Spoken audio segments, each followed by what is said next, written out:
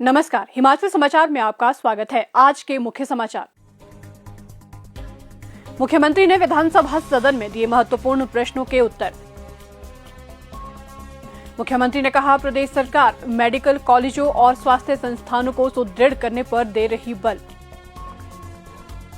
AIIMS Delhi की तर्ज पर स्थापित किए जा रहे हैं अत्याधुनिक चिकित्सा उपकरण। मुख्यमंत्री ने विधानसभा परिसर में पत्रकारों से की अनौपचारिक बातचीत। और अब समाचार विस्तार से। विधानसभा सदन में आज मुख्यमंत्री ठाकुर सुखविंदर सिंह सुक्खू ने कई महत्वपूर्ण प्रश्नों के उत्तर दिए। प्रदेश के स्वास्थ्य विभाग में एमबीबीएस, एमडी, एमएस, डीएनबी व अन्य मेडिकल कोर्स के तहत डॉक्टरों के कितने पद स्वीकृत हैं से संबंधित पूछे गए एक प्रश्न के उत्तर में मुख्यमंत्री ने कहा, अगले 6 महीने में किसी भी पीएचसीज में कोई डॉक्टर की कमी नहीं होगी। सब पीएचसीज में डॉक्टर की नियुक्तियां कर दी जाएगी। और प्राइवेट कहीं थोड़ा बहुत जब ट्रांसफर करी राजनीतिक लोग कर लेते हैं तब खाली होती है। और पहली बार हिमाचल प्रदेश में 3 साल में 400 डॉक्टरों की एमबीबीएस के रूप में नियुक्ति की जा रही है।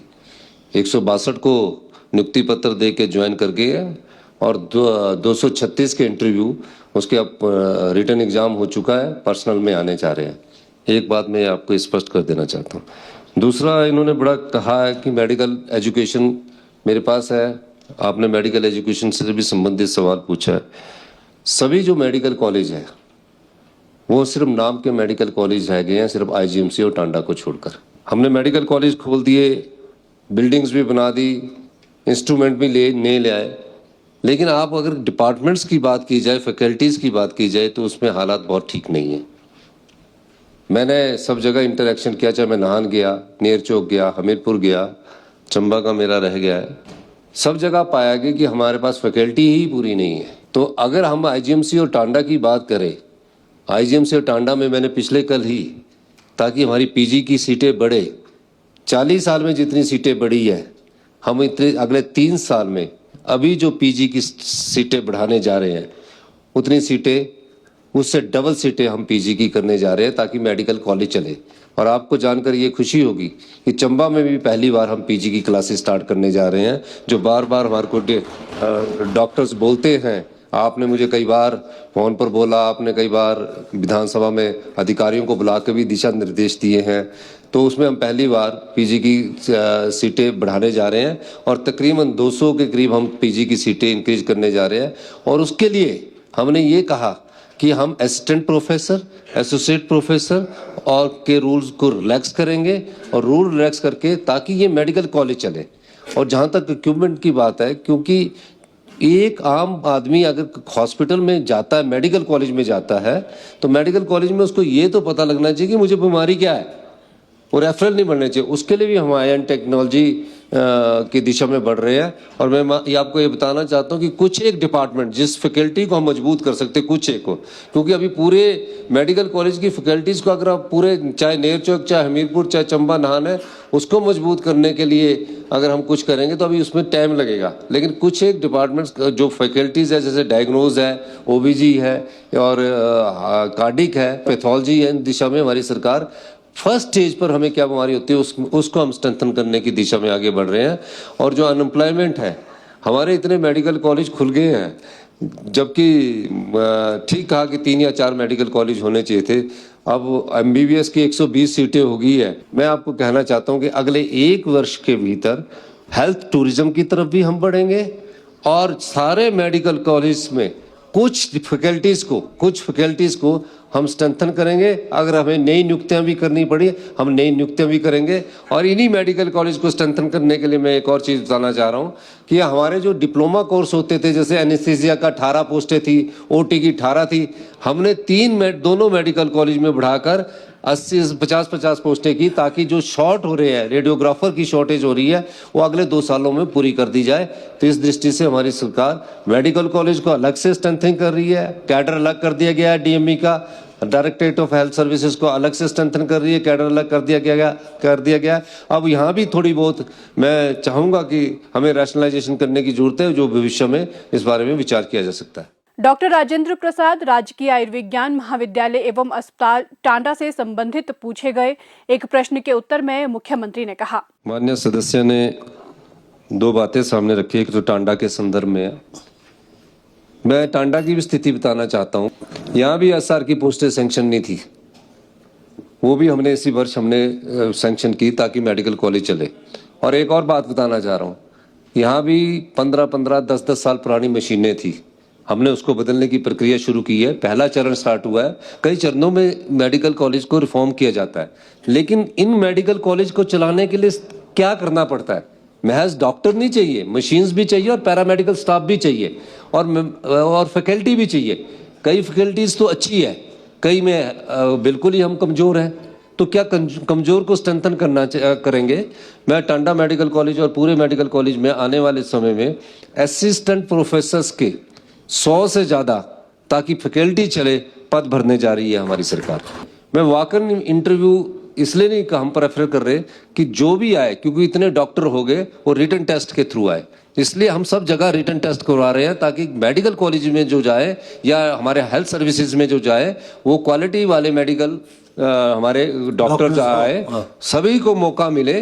वॉक इन इंटरव्यू में कोई सिफारिश का, कई सिफारिशें लगा लेते, कई कुछ कर लेते, मैं उस बात पर नहीं जाना चाहता। इसके अलावा अन्य अध्यक्ष महोदय एक और परिवर्तन किया, जो रिटन एग्जामिनेशन की मेरिट पहले 30 नंबर और 35 नंबर थी, 30 नंबर वाला भी पास मान लिया जाता था और 35 वाला कैटेगरीज का भी पास मान लिया जाता था। उसमें भी हमने चेंजिंग की, 40 नंबर की और 45 नंबर वाले को पास किया, ताकि हेल्थ इंस्टीट्यूशंस में जो भी अच्छी चीजें आए उस दृष्टिकोण से देखे। एक और बात बताऊं कि असिस्टेंट प्रोफेसर और एसोसिएट प्रोफेसर फैकल्टी के वाले ड्यूटी नहीं देते, वहाँ सारे ही एसआरशिप वाले होते हैं जो रात की ड्यूटी में कैजुअलिटी और इमरजेंसी मेडिसिन में होते हैं। उनसे भी हमने इंटरेक्शन किया है। हम उस दृष्टिकोण से भी कर रहे हैं कि हमारा मकसद हिमाचल प्रदेश में टॉप की हेल्थ सिस्टम को डेवलप करना है सभी मेडिकल कॉलेज में। पर अभी समय लगेगा, ऐसा नहीं है कि हम उसकी जड़ तक पहुंच चुके हैं। अब जड़ में धीरे धीरे पानी देंगे तभी हरा होगा। तो इनकी तरह तो है नहीं हम कि हम क्वालिटी को ना दें, हम क्वालिटी एजुकेशन को बढ़ावा देने के लिए आगे बढ़ रहे हैं। और मेडिकल टेक्नोलॉजी में भी मैं कहना चाहता हूं कि हम 3,000 करोड़ रुपए के मेडिकल टेक्नोलॉजी के इक्विपमेंट खरीदेंगे। और कुछ जगह एक कैंसर इंस्टीट्यूशन, प्रदेश का सबसे बड़ा कैंसर इंस्टीट्यूशन जहाँ कैंसर की रिसर्च भी होगी, वो हमीरपुर में हम बनाने जा रहे हैं, क्योंकि वहाँ जगह बहुत है। और इस दृष्टिकोण से मैं एक और बात कहना चाहता हूँ माननीय अध्यक्ष महोदय, 1 साल के अंदर मुझे लगता है कि आपको मेडिकल कॉलेजेस में, टांडा और आईजीएमसी में तो आपको 6-7 महीने में नजर आ जाएगा।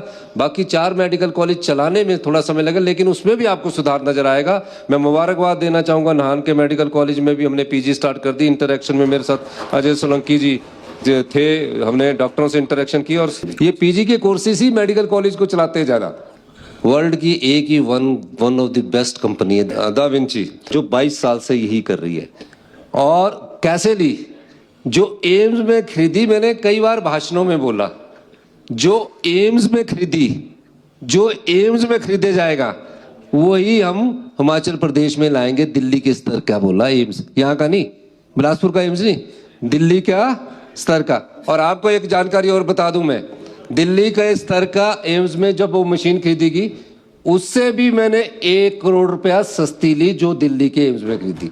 लोक निर्माण विभाग में रखे गए मल्टीटास्क वर्कर्स से संबंधित पूछे गए एक प्रश्न के उत्तर में मुख्यमंत्री ठाकुर सुखविंदर सिंह सुक्खू ने कहा, कई विभागों में इस प्रकार के लोग लगे हैं और आउटसोर्स वाले भी कई प्रकार के लोग लगे हैं।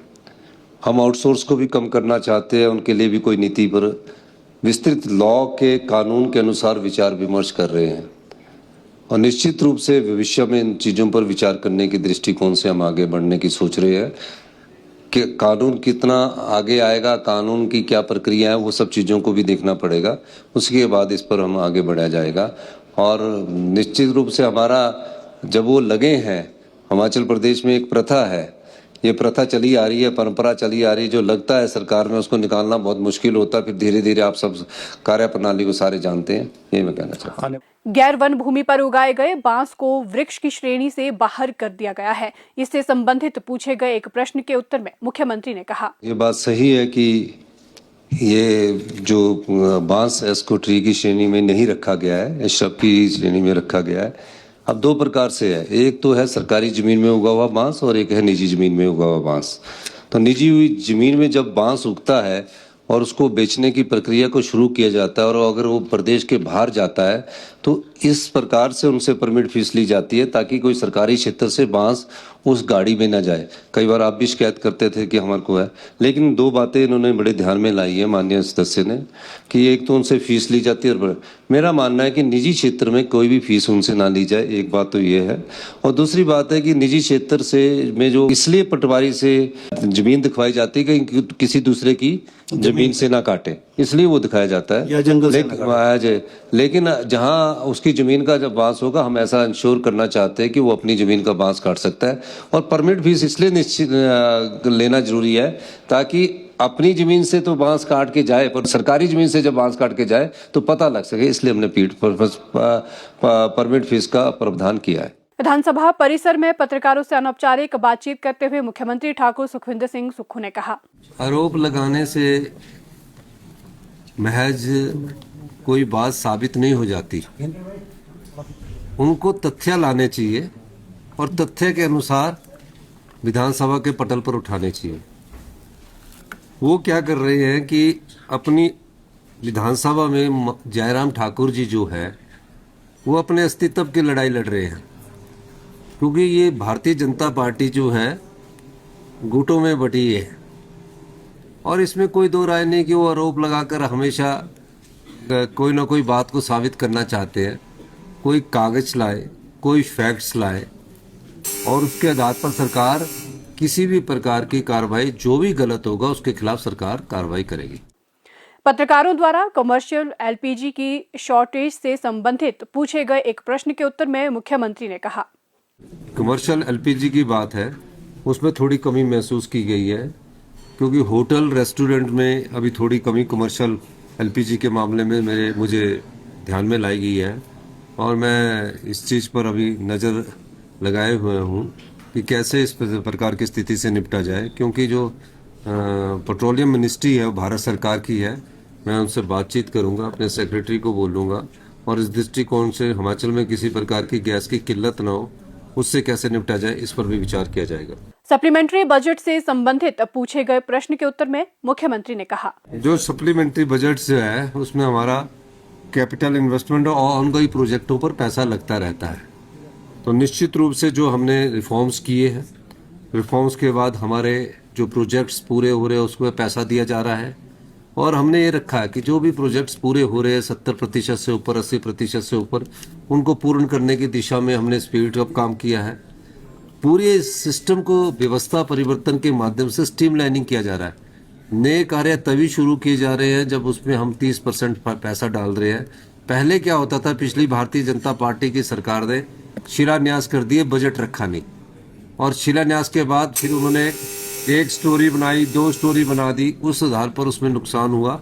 हमने कहा कि सबसे पहले जो हमारे कैपिटल एक्सपेंडिचर होगा वो हॉस्पिटल्स में होगा, एजुकेशंस में होगा और जहां जरूरत होगी वहां बिल्डिंग बनाई जाएगी। इस दृष्टिकोण से हमने ये रखा है और निश्चित रूप से हमने जिस व्यवस्था परिवर्तन के माध्यम से नियमों में परिवर्तन किया है, कानून बदले हैं, उसका फायदा हिमाचल प्रदेश की राज्य सरकार को भी होना शुरू हो चुका है और प्रदेश आत्मनिर्भरता की दिशा में आगे बढ़ना शुरू हो चुका है।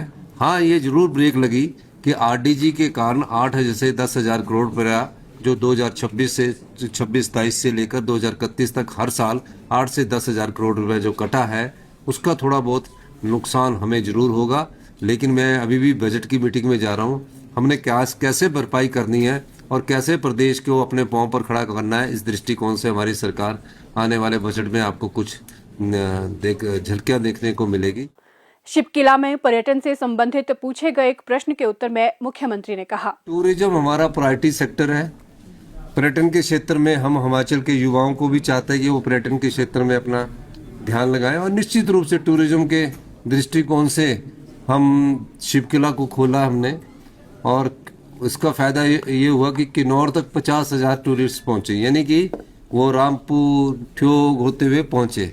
तो कितना जगह वो रुके होंगे, किस प्रकार हमारा रेवेन्यू बड़ा होगा, इन सब दृष्टिकोण से शिल्पकला के बारे में जो भी और किया जा सकता होगा उसको करेंगे। हिमाचल समाचार देखने के लिए सब्सक्राइब करें यूट्यूब चैनल हिमाचल समाचार, लाइक करें Facebook page information and public relations department Himachal Pradesh और सीएमओ हिमाचल, फॉलो करें @DPRHP और सीएमओ हिमाचल, फॉलो करें इंस्टाग्राम @DIPR हिमाचल और सीएमओ हिमाचल, विजिट करें वेबसाइट www.himachalpr.gov.in। इस अंक में इतना ही, कल फिर होगी मुलाकात, दीजिए इजाजत, नमस्कार।